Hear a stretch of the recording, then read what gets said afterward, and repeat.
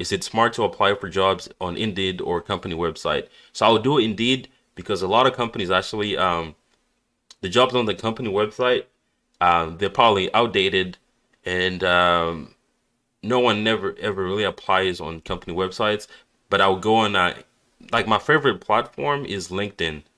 Because LinkedIn, you can look at the company page, you can look at how many people work at the company, you can cross-reference, right? One thing I don't like about Indeed or what is it or other like third-party websites is like there's usually scams on there, right? It's like some jobs that will try to scam you.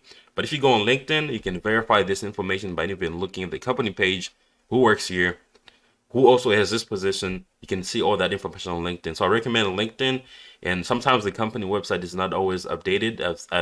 I've seen people that apply using the company website, they never get a response, and they apply to the same position on LinkedIn and they get a response faster. Because companies are just better at updating LinkedIn because it's easier.